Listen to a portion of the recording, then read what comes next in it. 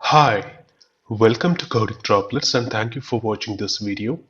This is a complete course to develop .NET applications or services with gRPC. So this video is part of a series and this is the fourth video of the gRPC C# tutorial series. You can check out the playlist link that is mentioned in the video description for finding the other videos in this series. In the previous videos, we have already covered the basic concepts of gRPC, protocol buffers, which is also called protobuf, then data types in protobuf, gRPC unary API, gRPC streaming APIs, etc. Now in this video we are going to see about gRPC JWT Token in .NET Core. So first let us see what is JWT. JWT stands for JSON Web Token.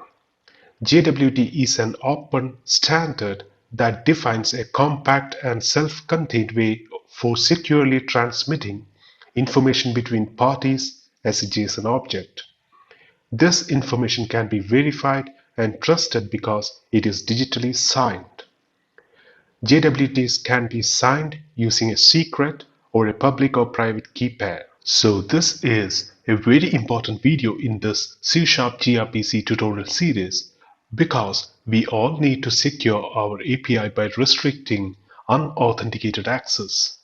Also, we used to provide different kind of permissions for the API users based on their roles and policies.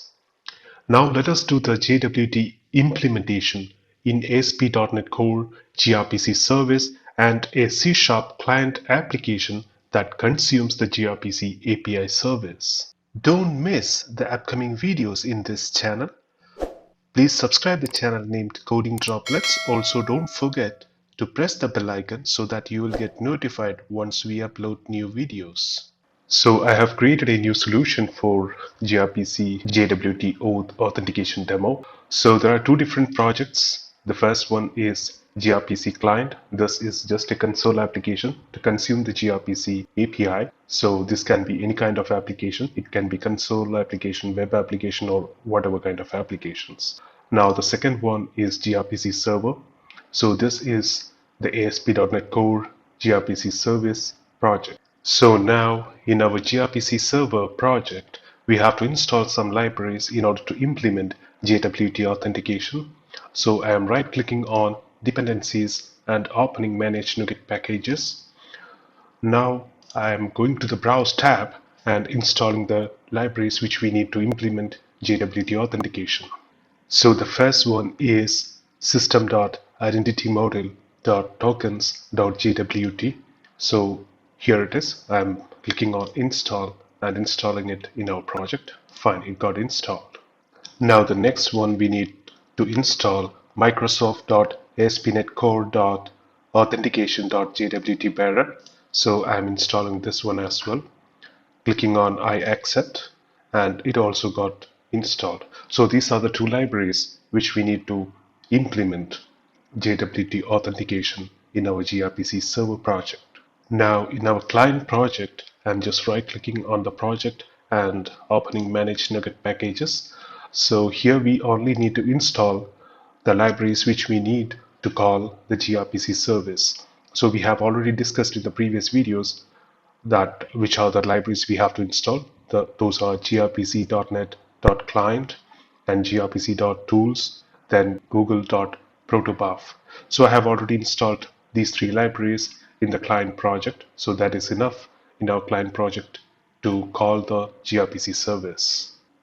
So now let us start implementation in our server project. So initially what I'm going to do here is, okay, first let me close these tabs. We don't need it anymore. Now we have a proto file, greet.proto, which is an auto-generated proto file. So let me create one more, and this is specially for authentication. So I'll do one thing. I'll copy this proto file, then paste it here itself, and just rename it to authentication.proto. Fine. Now here I'm just making some changes. Package name, I'm giving it as authentication. then service, it is authentication, and I'm just removing this line, and here also. Fine. Now the message part, what I'm doing is here message authentication request. I'm creating a message for authentication request. So while requesting for authentication, we need username. Then the next field which we need, or the next property which we need, is the password. Fine. These two fields are enough for us. Now I'm just creating one more message authentication response, and in response we need string access token equals 1, field number is 1, then int 32 expires in equals 2. So here in expires in, we will just send how many seconds remaining for this particular token to get expired. Fine. Now the service, what we are doing here is RPC authenticate, and this authenticate method will accept authentication request as a parameter, and it returns authentication response as a result. Fine. So this is a simple unary service which we have already discussed in our previous videos. So we have already discussed about unary API in our previous video. So this is the same kind of simple unary API. Fine. Now we can implement the authentication service inside the services folder. So I'm just creating a new class and naming it as authentication service. Fine. Now this authentication service will inherit authentication.authentication base. Fine. Now here, as you know, we can override the authenticate method. So here we will be implementing the authentication method. So just before that, before the implementation of this particular method, we have to do few things. So first, what I'm doing here is I'm creating a new class and naming this as JWT Authentication Manager. Now here there will be one method which will return authentication response, and the name of this method will be authenticate. Authenticate, and this will accept the parameter authentication request. Fine. So this class will be handling the JWT authentication. So let us make this class public static, and I'm also making this function public static method. Fine. Now we are implementing the JWT token creation method here in this function.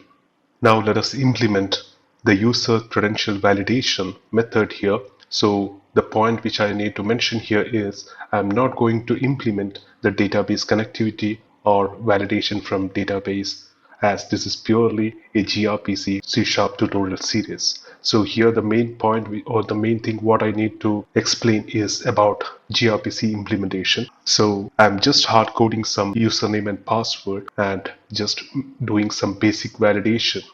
So here we can implement user credential validation.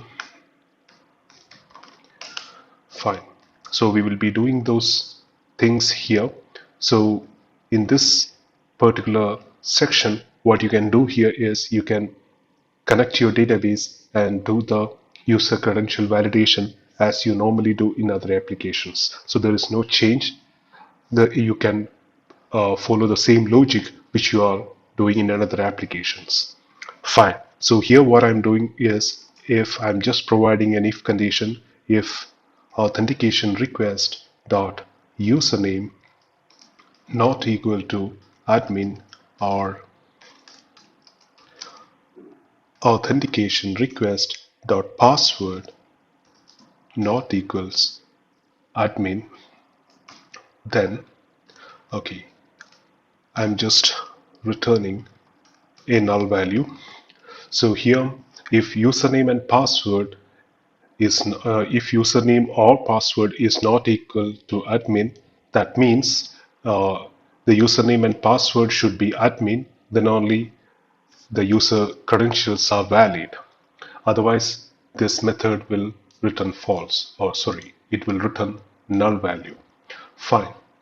Now the next thing here, what I'm going to implement is the JWT token generation methods. So first we need a JWT security token handler. So JWT security token handler equals new JWT security token handler, and in order to use it we have to use system.identitymodel.tokens.jwt. Fine, I have used it. Now the next thing we need here is a token key. So var token key equals encoding. So we need to use system.text encoding dot ASCII dot get bytes of we can provide some token. I'll do one thing. I'll create a constant here, public const string JWT token key equals, so I'm just giving it as coding droplets at 2022. Fine. So I'm using this constant here.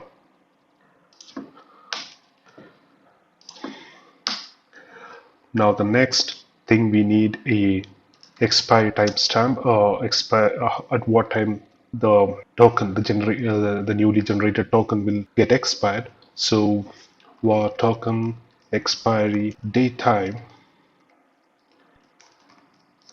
equals date time dot now dot add minutes of 30. Let's assume we need the token validity till 30 minutes. So I'll do one thing. I'm making that as a const variable. Sorry, that also a constant. Private const int JWT token validity equals 30. Fine. Now I'm using this constant here. So now if we need to change anything, the token key or the token validity, we can do it here. We can just change the constant value and it will be changed. So now next we need the security token descriptor, var security token descriptor equals new security token descriptor. So for that we have to use Microsoft.identitymodel.tokens. Fine. Now here we can provide some values. Subject equals new claims identity. Here we can provide the claims identity, new list of claim. So I'll explain you what is this. So for claim we have to use system.security.claim. So here we can provide multiple claims. Now what I'm doing here is new claim of username.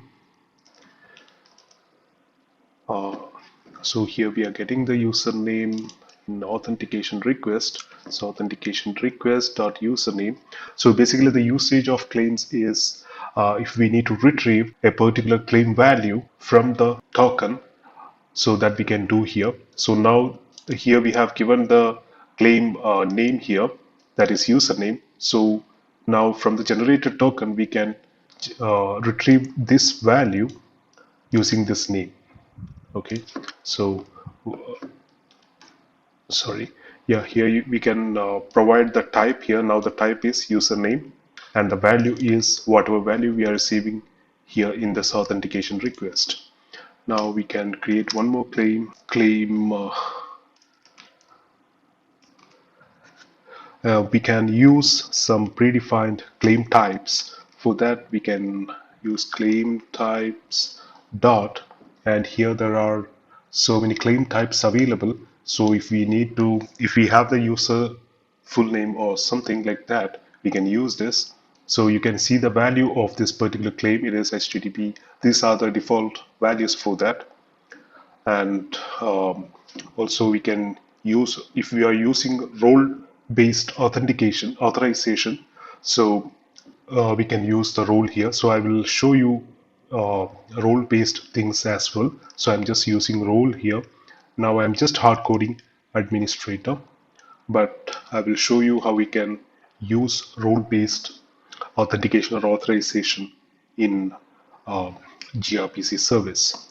Fine. Now the next thing here we have to provide is expires equal to token expiry date time, which we have already created here. Now the next is signing credentials equals new signing credentials of new symmetric security key of token key, which we have created here. Token key. Now security algorithms dot hmac 256 signature. So yeah, this is enough for the security token descriptor.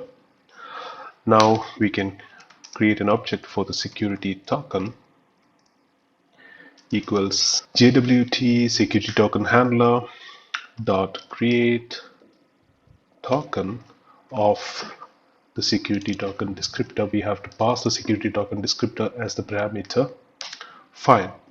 Now our token equals JWT security token handler dot write token of security token. That's it. Now we got the token here. So this is the JWT token, which is generated using the provided things, the claims, expiry, and the user details and all. Fine. Now what we have to do here is we have to return new authentication response. So in authentication response, we have to provide the access token that is equal to token. Now next thing is expires in. So here what we can do is, we know that the expiry timestamp or the duration is 30 minutes. So what I'm doing here is so the expires in will be it can be I need to be in seconds. So I'm passing it as int token expiry timestamp dot subtract now date time dot now dot total seconds, sorry, not milliseconds, total seconds. So what I'm exactly explaining here is, to the client we will send this expires in value. So this is basically in seconds, not as date time or anything. So once the client got the JWT token, and at the same time it will get this value as well, expires in. So that means from the time of receiving the JWT token, it will be valid for these many seconds. So the client can easily calculate how many seconds remaining, and after completing that particular duration, it can again request to the server to generate a new token. Till that time, the client can use the same token. So now JWT Authentication Manager class implementation has been completed. Now what we can do here is we can complete the authentication service. Fine. So first what I'm doing here is var authentication response equals JWT authentication manager dot authenticate, and here we are passing the authentication request. Here authentication request is the object name is request, so I'm passing the request as it is, as we got. Fine. Now there is one thing: if the user credentials does not match, at that time we will receive a null value. So we have to check that here.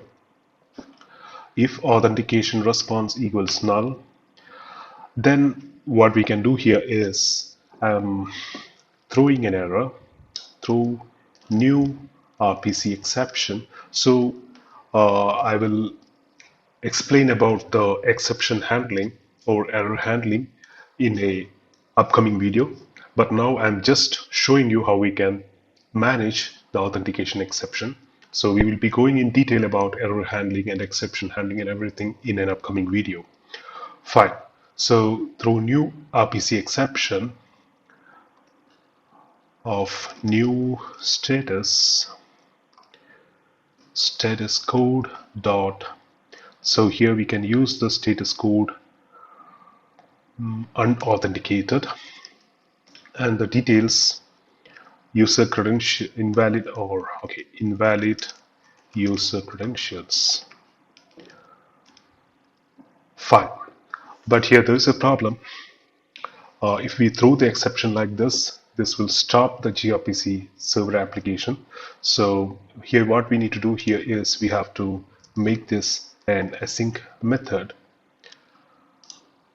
Now it won't get stopped. Fine. Now the next thing what we have to do is return authentication response. So now that is enough for this authentication service. Now the next thing what we have to do here is we have to implement the JWT authentication in our dependency. So let's do it. So just before this builder.services.add gRPC, I'm just providing builder.services.add authentication. Now here we can provide some options. Fine. Now in add authentication, I'm using options.default authentication scheme equals JWT bearer defaults.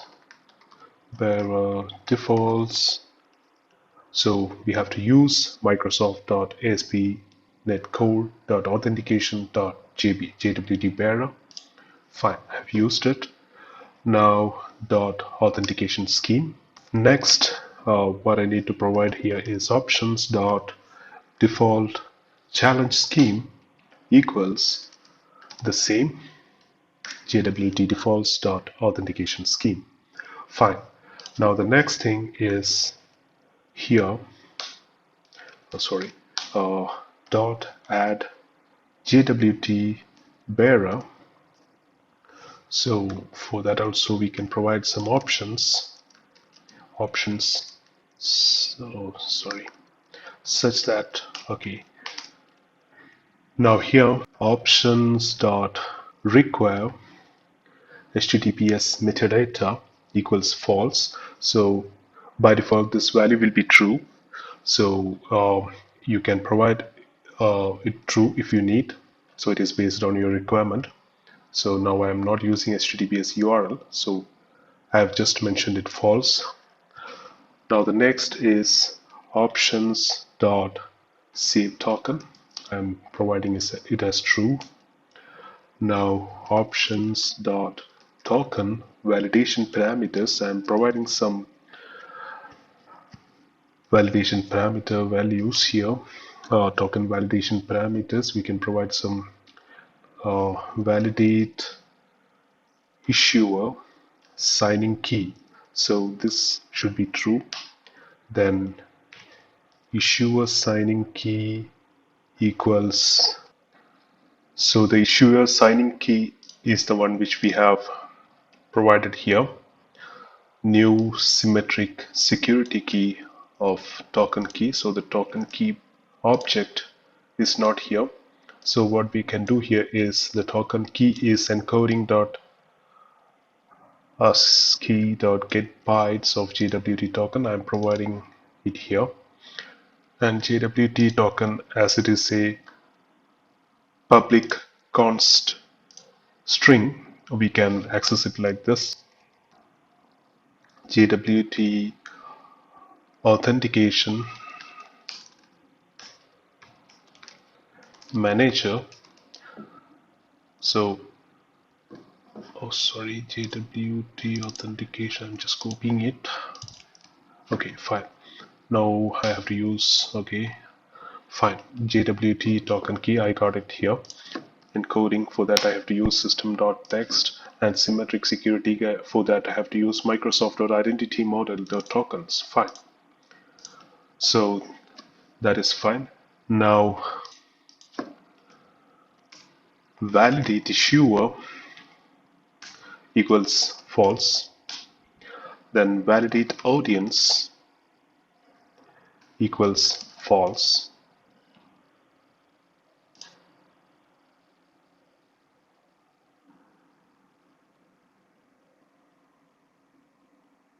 Oh sorry, it is not valid issuer, it is validate issuer equals false, and validate audience equals false. Fine. Now builder.services, okay, we have done add authentication. Now builder.services.add authorization, oh, sorry, add authorization. Fine. Now next we need to, okay, just before app dot mapping the gRPC services, I'm just app dot use authentication, then app dot use authorization. Fine, that is enough. Now in map gRPC, I'm just changing this to authentication service. Fine, and we don't need this. Okay, now authentication service is mapped to the gRPC, okay, to the application app.map gRPC service authentication service. Fine. Now we can create one more proto file which we can use from our client application to do some task. So I'm creating, okay, fine, I'll do one thing. I'll copy greet.proto and pasting it here. So I'll name this as calculation.proto. Fine. Now making some changes here. Package calculation. Now here message input numbers and int 32 number 1 equals 1, so that is the field number.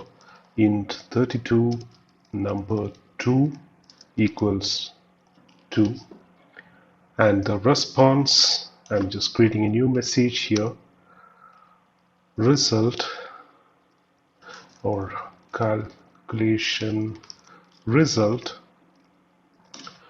and this also will be an 32 result equals 1. Fine. Now here in the service, I'm making this calculation service,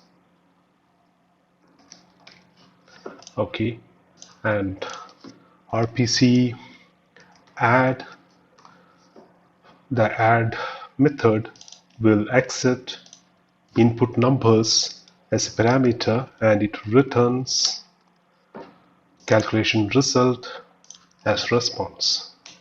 Now creating another one, subtract, which will also accept input numbers as parameter and returns calculation result as response.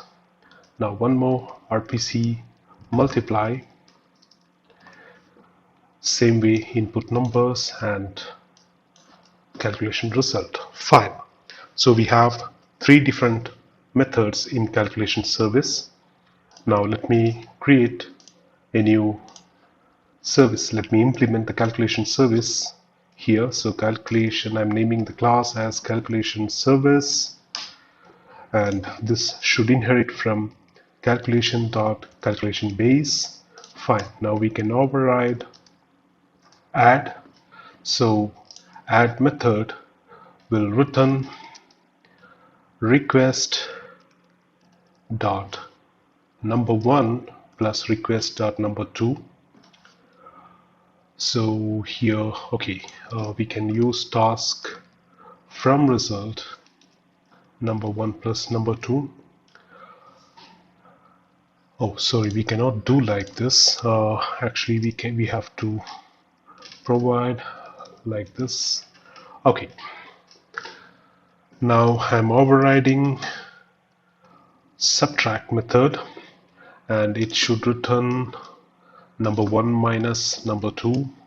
So just we need to change here. Now next time override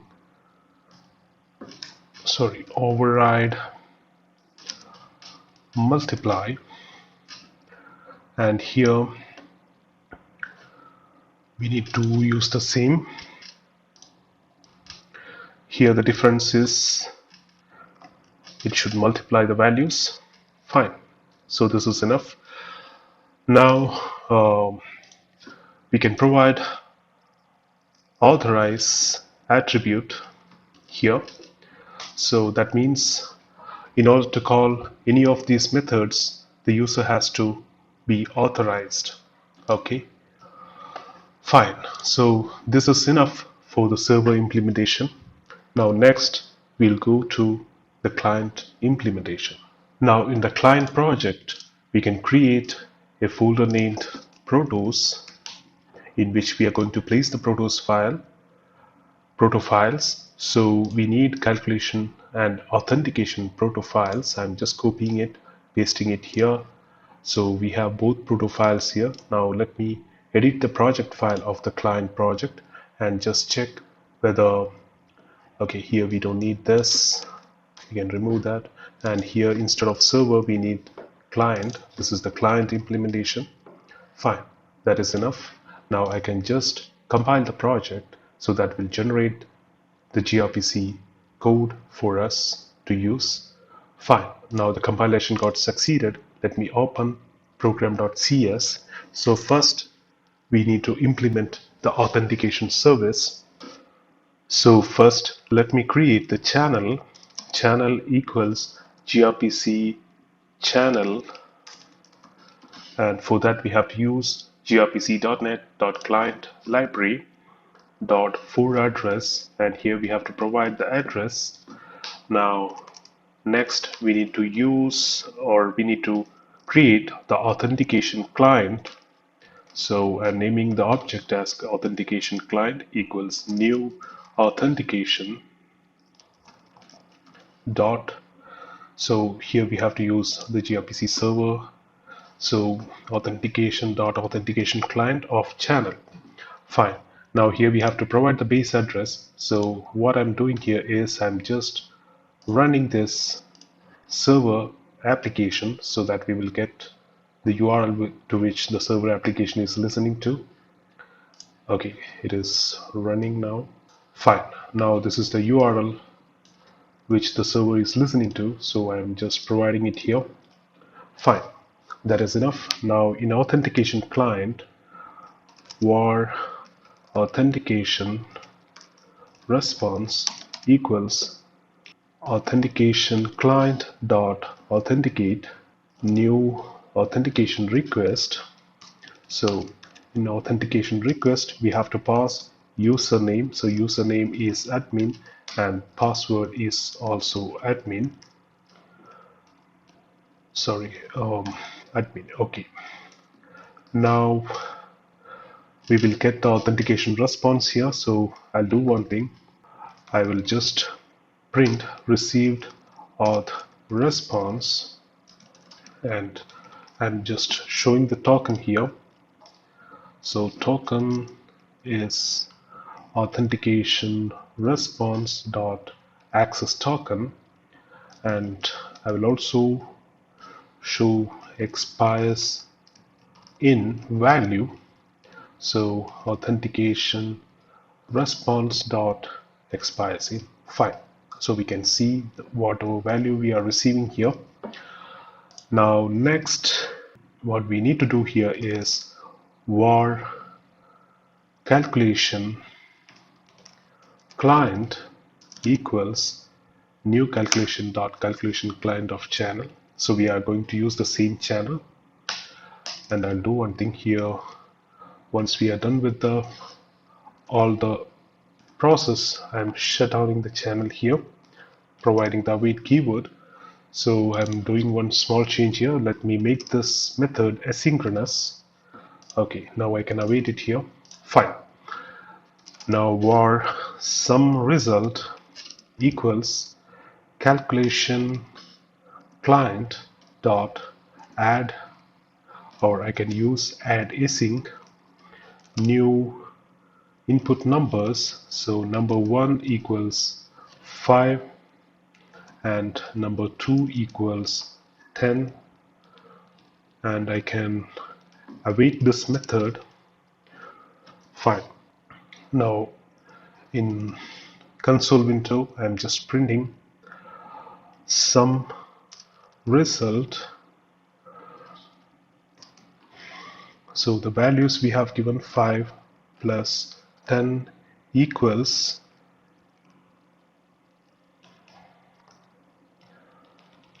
sum result dot result. Fine. So next we have to use this token in order to call this particular method. As you know, in calculation service we are using authorize attribute. So without authorizing, we cannot call any of the methods in this particular calculation service.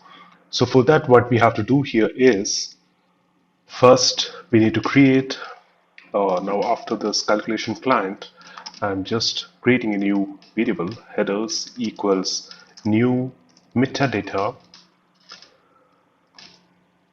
Okay, now in headers I can add authorization,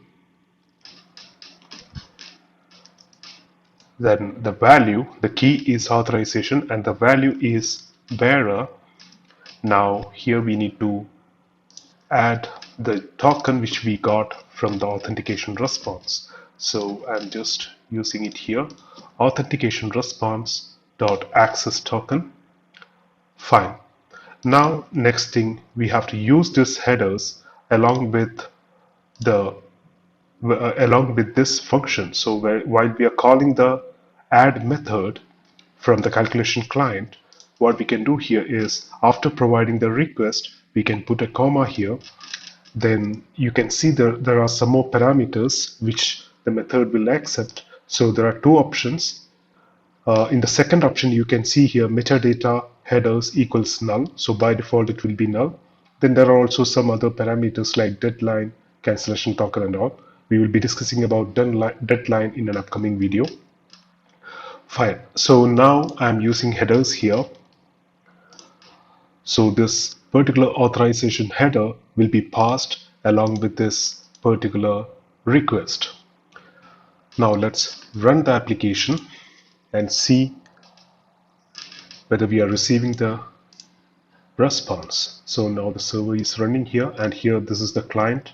So you can see here we got the token key and expires in this many seconds, and here we got some result 5 plus 10 equal to 50. So we got some result and the result is 50. So that means this particular method got executed. Now what if we have provided a wrong, not here, let me close all the other tabs. Fine. Now what if we have provided an invalid username and password? So here I'm providing admin1 and admin2, so you know that the authentication will not get succeeded.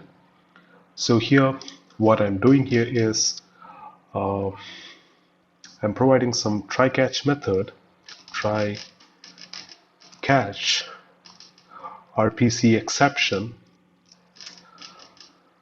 Fine, console.writeLine ex.message, and also I'll do one thing, I'll show two values.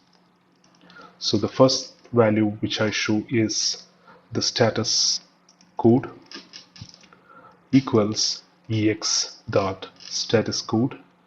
Now the next value is the error detail, so that is ex.message. Fine. Now I'm moving everything to here, and if there is any error we don't need to move further, so I'm just providing return here. And authentication, oh okay, authentication response, okay fine, we can move everything here.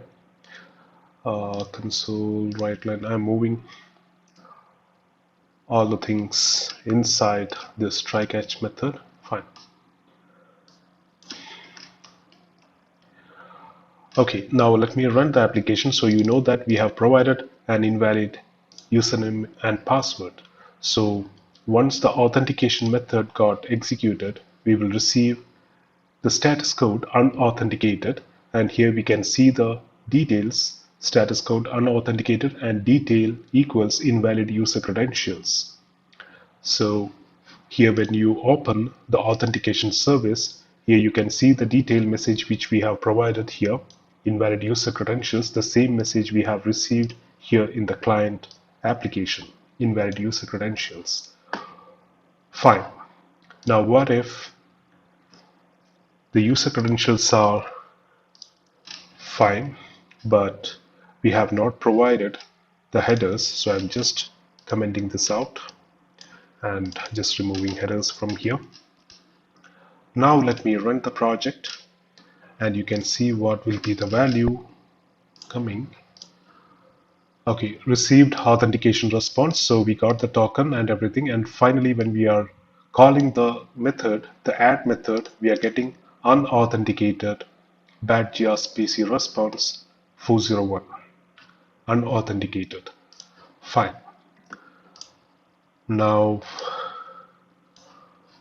what I'm going to do here is I'm providing the header, and here I'm just providing some dummy value 1 2 3 4, and let us see what is the response we are getting. In the client project we are getting the same response, unauthenticated here, and in the server it is showing, it is not showing anything. Fine. So this is how we can use authentication. Now I will show you how we can use the role-based authentication. So I'm just opening the authentication service, not authentication service, in the calculation service. And okay, I'll do one thing, I'll make some more changes here. I'll create one more user. I think that will be better to show you the role-based authentication demo. So I'm making some changes here in the user credential validation section.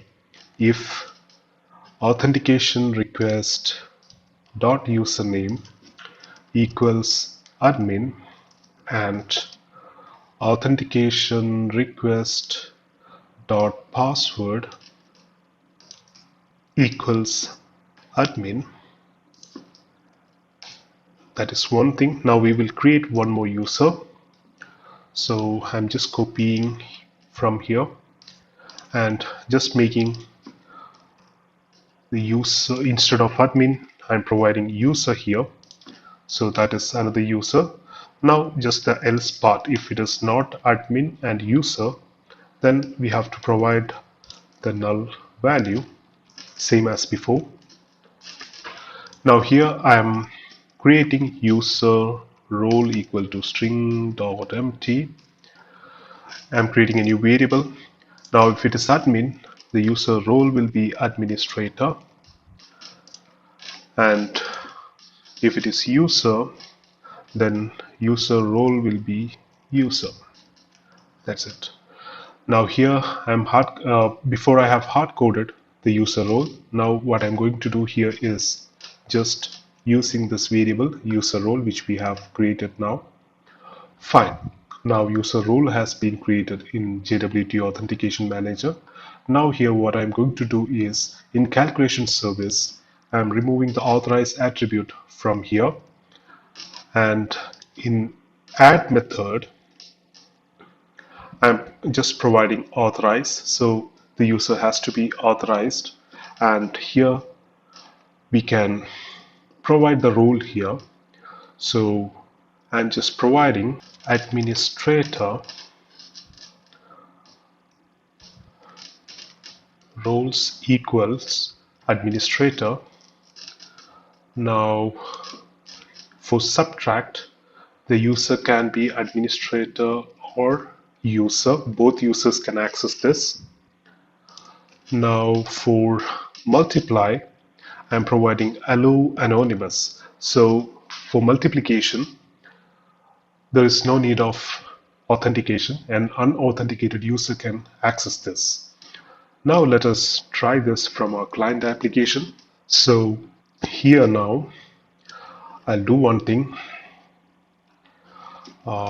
We can implement, okay, the client is same. So here we are using the authentication response.access token. So in calculation service, only administrator can access it. Okay, so first let's try with user. So you know that user cannot access this method, it has to be administrator, but subtract method can be accessed by a user. So now let me run the application and let us try whether the user is able to access add method. And you can see here now we are getting a different status code, that is permission denied. So it is not unauthenticated. So now the user is authenticated, but the user doesn't have the permission to access that particular method. So that is the status code we are receiving in the error message. Now what I'm doing here is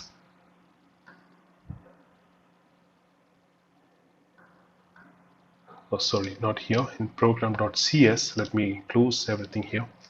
Fine. Now instead of some result, I'm just commenting this out.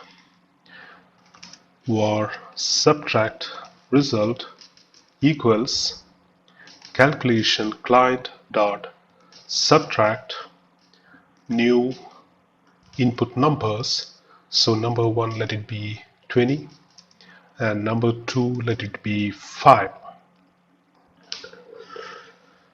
Now as we done before, I'm just printing the values subtract result. So 20 minus 5 equals, and we need subtract dot result. We need to show it from here. We also have to pass headers along with this request. Now let me run the application, and you can see now we have received the result here. Subtract dot result is 20 minus 5. So that is working fine. So the user is able to access it. So we have provided the user role here. Now the admin should be also able to access it. Let us try that. Both admin and user should be able to access it. Fine, the admin is also able to access it. So this is how we can provide the user roles. Now let us provide the let us implement the multiplication method. So that is anonymous. We don't need to pass any headers. Let us try that as well. Var multiply result equals calculation client dot multiply new input numbers. Number 1 equals 5, number 2 equals 6. Fine. Now in console window, I am just printing multiply result 5 into 6 equals multiply result dot result. And I'm not passing the headers along with this. We can simply send the request without the authorization header, so it should work without that. So I'm running the application and let's see. Yes, we are receiving it. You can see here the result is showing. So allow anonymous is also working fine. So this is how we can provide authorization for our gRPC methods. So that's it for this video. Hope you enjoyed it, and please don't forget to give me a thumbs up for this video if you liked it, and also please leave your feedback in the comment section. So see you all in the next video. Thank you.